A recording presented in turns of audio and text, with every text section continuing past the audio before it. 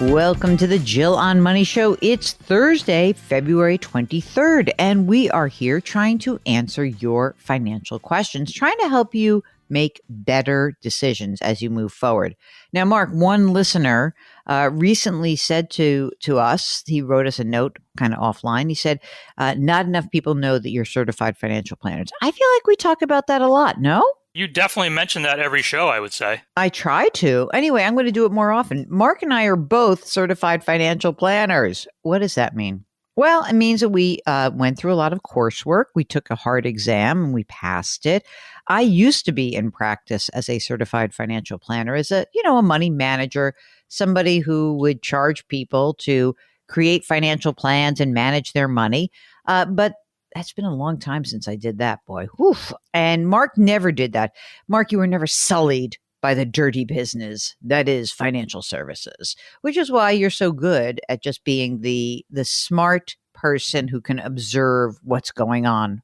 Someone who can listen to a story, but you don't really have you don't have the experience of hearing people say one thing, but they do something else. And maybe that keeps you a more unbiased observer and commenter on people's financial situations. What do you think? Perhaps so far, but maybe never say never. Who knows what the future holds, right? That's right. That's right. I was speaking to one of our friends of the show, Brent Weiss from Facet Wealth, and we were talking and he said, well, maybe you and Mark will join Facet Wealth. I'm like, oh, God, because I was telling him I was scared that my contract wouldn't be renewed.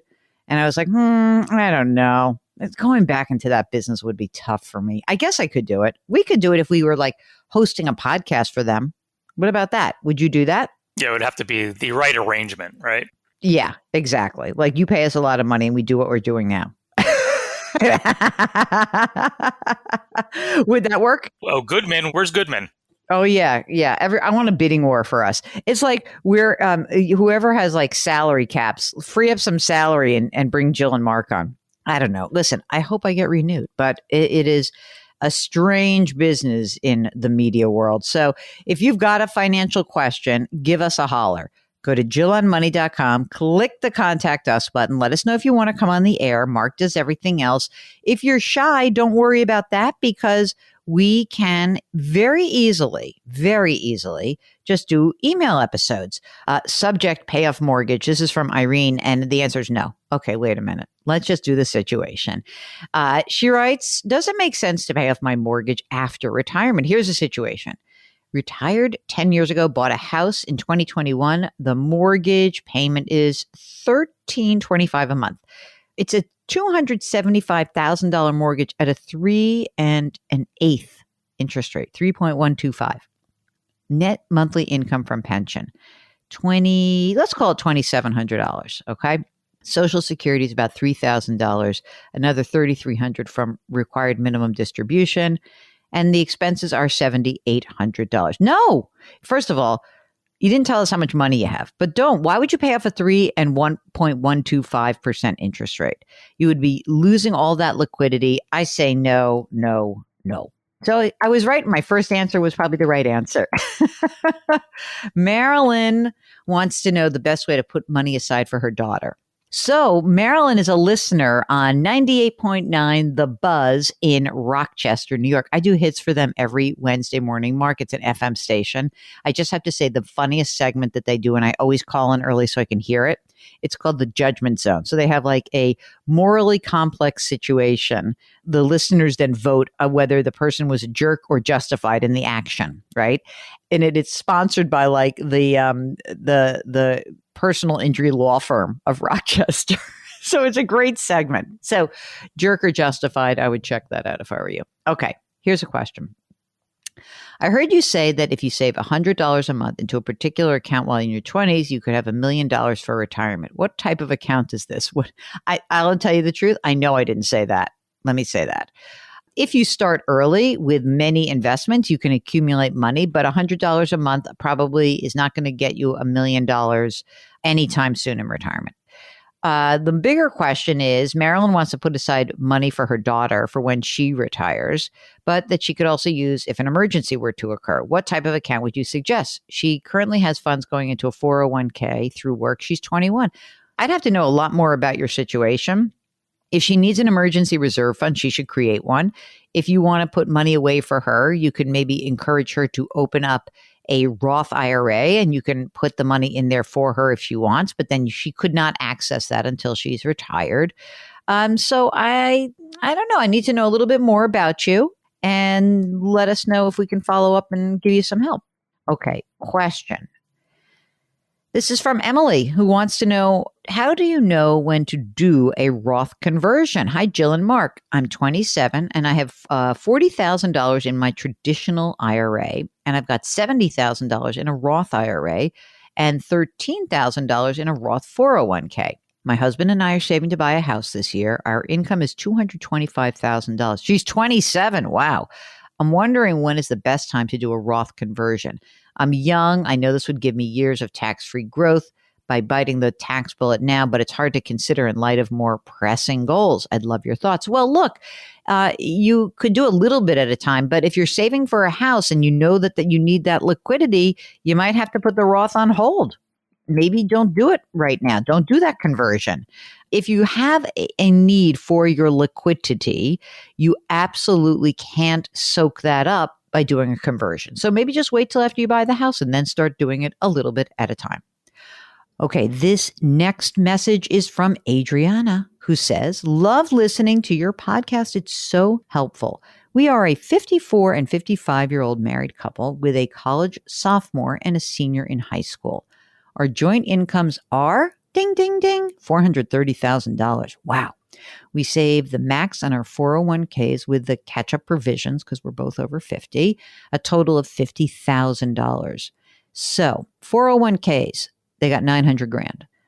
Cash and investments, 137,000. 25,000 in 529 college fund total for both kids. Little here as I was stay-at-home mom for 10 years. Okay.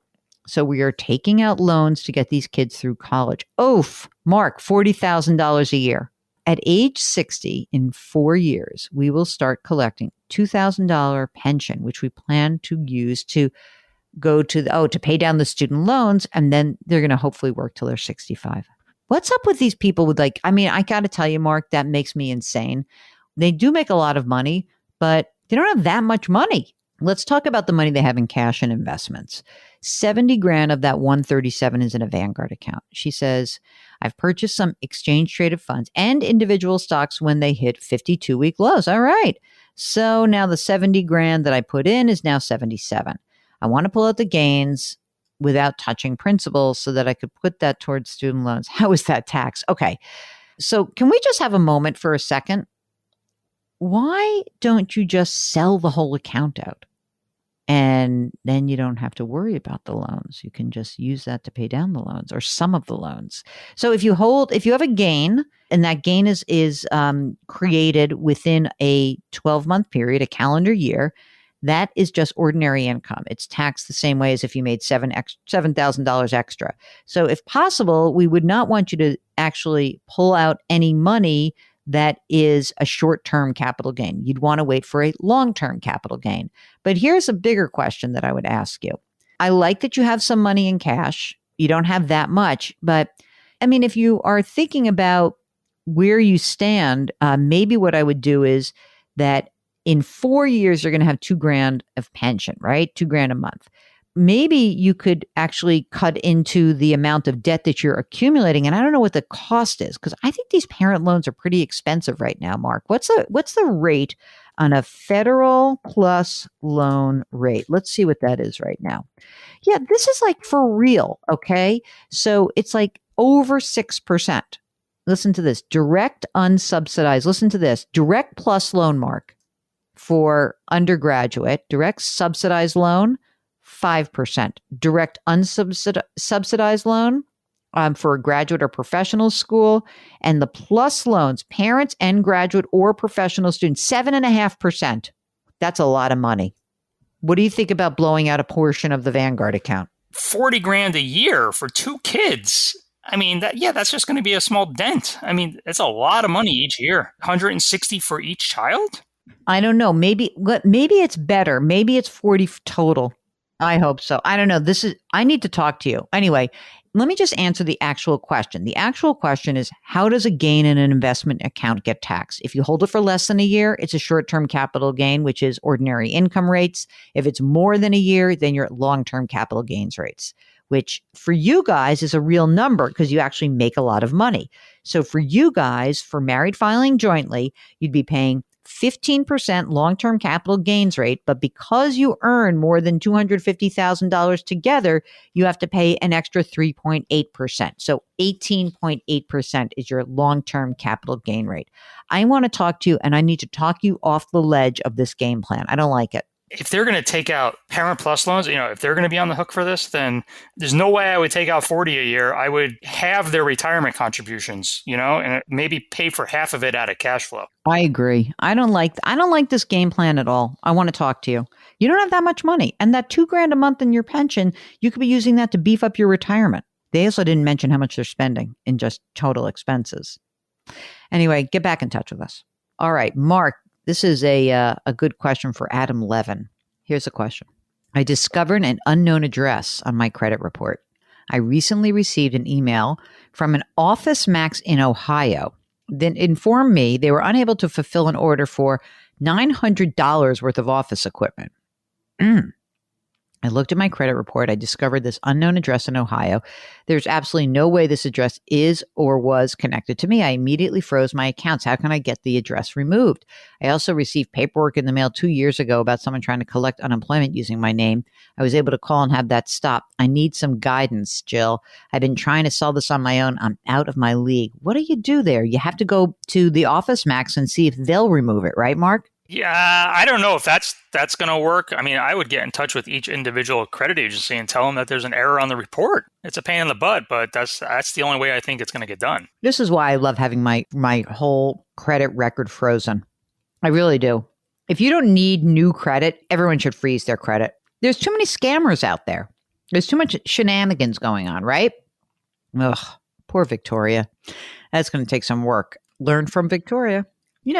It's always a little bit strange. Do you have a flag on your credit card account that says spending over a certain limit, you're notified? Yeah. In fact, I just got one a few minutes ago.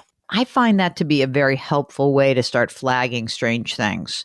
I mean, it's not fail-proof, but it is really it's a good signal. It's a good red flag signal.